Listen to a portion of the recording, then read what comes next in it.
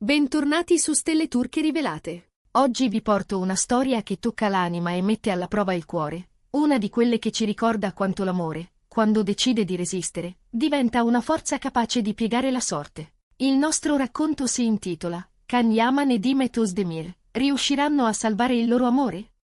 Preparatevi a entrare in una tempesta di emozioni, imprevisti, pause dolorose e ritorni folgoranti, con la tenacia di due persone che si rifiutano di lasciare che l'ultimo capitolo venga scritto dalla paura. Se siete nuovi qui e amate queste storie che incollano allo schermo, iscrivetevi e attivate le notifiche. Su questo canale ogni storia è un viaggio e ogni viaggio è un battito in più. Fin dall'inizio, la loro è sembrata una coincidenza scritta da mani invisibili.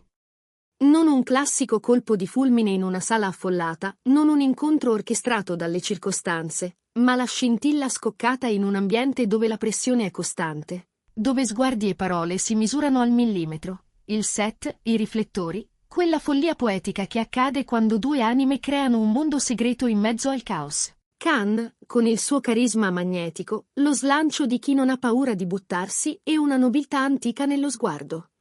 Dimet, con la vivacità brillante di chi sa ridere e pensare nello stesso respiro, con una dolcezza che disarma e una forza che sorprende. Niente sembrava studiato, e proprio questa imperfezione li ha incastrati alla perfezione. I primi tempi erano una danza senza inciampi. In quelle ore rubate all'alba e nelle notti che sembravano non finire, si scoprivano come si sfogliano i libri a cui tieni. Con attenzione, con curiosità, con il timore di sbagliare pagina e la voglia di correre fino alla fine. Condividevano sogni e paure, confidando all'altro quello che raramente si confessa a se stessi. Ogni nuova giornata era l'occasione per inventarsi un linguaggio fatto di sguardi, battute in codice, promesse senza giuramenti. Eppure, quando una storia nasce luminosa, la vita sembra testarla come se dovesse spegnerla per misurarne la vera intensità. Le prime crepe non furono capricci. Furono muri. Non piccoli inciampi, ma pressioni di quelle che comprimono il respiro. Le distanze, innanzitutto, non quelle brevi che si coprono con un taxi o un treno all'ultimo minuto, ma chilometri serrati da contratti, traguardi, opportunità che bussano dall'altra parte del mare. La carriera chiama in direzioni opposte, i calendari si fanno feroci, le telefonate diventano il filo sottile che tiene insieme due planisferi. La tecnologia consola e punge.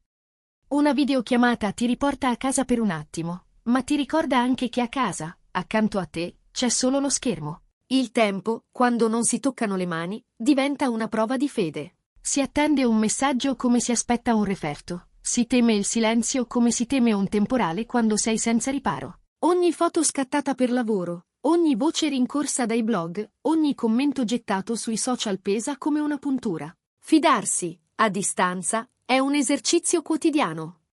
Un allenamento dell'anima che chiede costanza, un atto di volontà contro i riflessi del sospetto. E in mezzo a tutto questo, gli sguardi di fuori, chi scruta, chi giudica, chi decide che un sorriso sia prova, che una mancanza sia un verdetto. Poi, c'è un altro tipo di ostacolo, quello che non si sceglie e non si controlla, le radici. Le famiglie, i valori, le abitudini, i confini invisibili tracciati dal passato. Quando due persone si amano, sperano che chi le ha cresciute riconosca il loro cuore. Ma non sempre succede. Il timore dell'ignoto, la forza delle tradizioni, l'eco di aspettative non negoziabili si insinua tra le parole più dolci. Ci sono conversazioni che finiscono storte, parole non dette che bruciano, inviti a riflettere che somigliano a ultimatum. A volte sono suggerimenti sussurrati con gentilezza, a volte sono strappi netti. Per Dimet può essere stato il peso di un destino già tracciato dagli altri, per Can, l'onere di convincere chi teme di perdere più di quanto possa guadagnare. E intanto, l'amore a reggere il peso, a fare da scudo, a chiedere tempo. E come in ogni storia che si rispetti, arriva il punto di non ritorno. Non una scena da film, non un gesto plateale, ma la verità che bussa quando meno te l'aspetti. Un episodio del passato riemerge, un dettaglio tenuto in un cassetto torna a galla. Forse un errore di gioventù, forse un equivoco rimasto sospeso, forse una leggerezza che, tolta dal suo tempo, diventa macigno. La ferita vera non è nel fatto in sé, ma nello smarrimento che provoca. Se una cosa è rimasta nascosta, cos'altro non conosco? Per qualche giorno la fiducia smette di camminare e resta seduta. Ci sono silenzi che fanno rumore, telefonate che si interrompono prima del saluto, abbracci che tardano a tornare. Le parole si fanno taglienti e, quando i sentimenti sono grandi, ogni frase sembra troppo o troppo poco. Ma l'amore, se decide di non tornare indietro, apre porte che la paura chiude. Non si sono arresi. Hanno scelto la via più faticosa: sedersi, guardarsi, raccontarsi senza scuse e senza difese.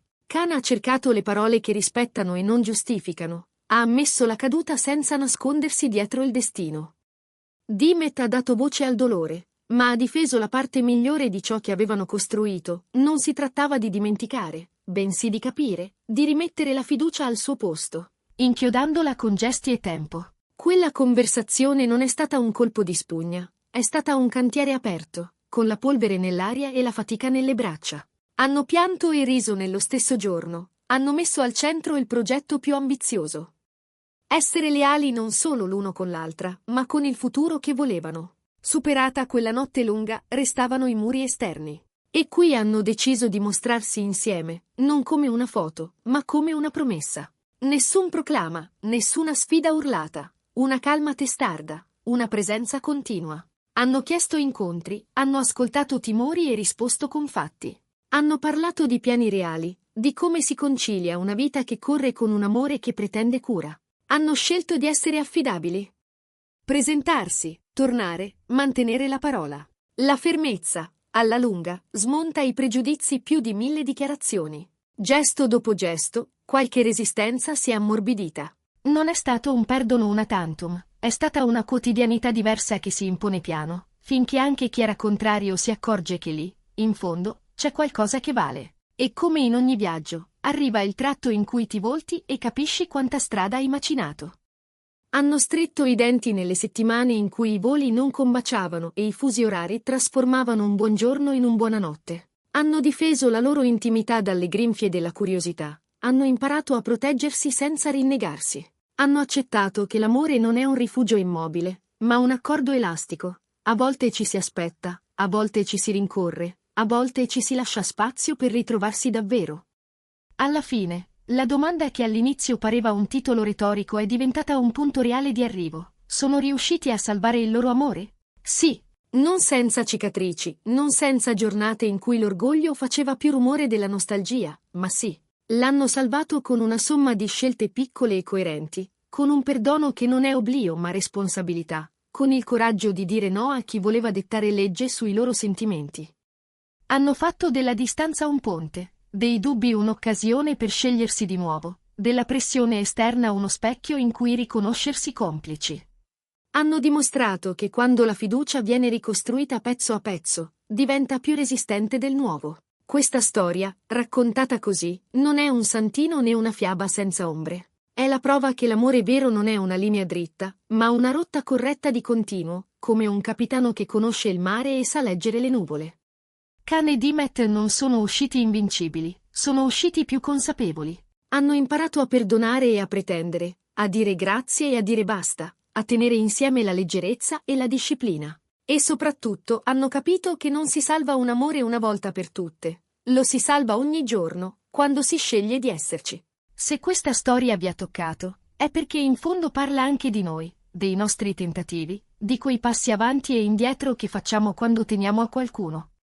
Fatemi sapere cosa vi ha colpito di più, il coraggio di dirsi tutto, la tenacia di resistere ai giudizi, o quella pazienza feroce che regge le distanze. Scrivetemi nei commenti. Adoro leggere le vostre storie e le vostre riflessioni. E se vi è piaciuto viaggiare con me tra le luci e le ombre di questo amore, lasciate un like, condividete il video con chi potrebbe aver bisogno di speranza. E naturalmente iscrivetevi a Stelle Turche Rivelate per non perdere i prossimi racconti. Ci vediamo presto, con un'altra storia che fa battere il cuore. Fino ad allora, ricordate, le distanze si accorciano, i muri si scalano e la verità, quando è detta guardandosi negli occhi, sa sempre dove portare.